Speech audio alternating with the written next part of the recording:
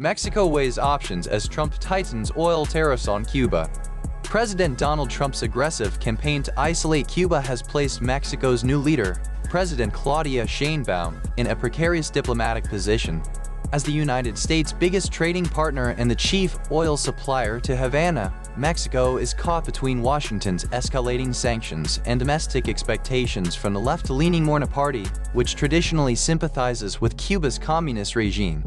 The latest flashpoint emerged when Pemex, Mexico's state oil firm, reportedly halted a cargo destined for the island after the United States launched a military strike in Venezuela that cut off Venezuelan crude, a lifeline Cuba has relied on for years. Sheinbaum framed the pause as a sovereign, humanitarian decision, but Trump responded swiftly, declaring a national emergency and authorizing new tariffs on any nation that furnishes oil to Cuba. The order grants the administration sweeping authority to levy duties, dramatically raising the stakes for Mexico, which now faces the risk of economic retaliation if it continues its shipments. Former Ambassador Arturo Sarkun warned that a Pemex tanker could be intercepted, describing the scenario as the proverbial shit hitting the fan. While Sheinbaum has avoided direct confrontation, opting for diplomatic rhetoric, she contrasts sharply with Canada's Mark Carney, whose public challenge to Trump sparked a swift backlash.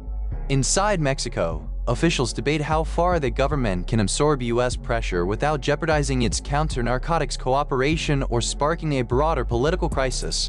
A senior White House official defended the move as necessary to hold the Cuban regime accountable for supporting hostile actors and regional instability.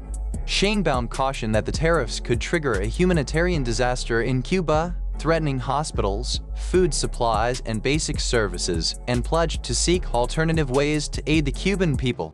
Cuba's foreign minister accused Washington of blackmail and coercion, while Morena lawmakers warned against abandoning Cuba, reflecting the party's historic ties. Domestic critics also question the wisdom of continuing oil exports amid rising fuel prices at home, making the humanitarian narrative both a diplomatic shield and a political necessity. A phone call between Trump and Sheinbaum was later described by the president as very productive, with Trump praising her leadership, though the two avoided discussing Cuba directly.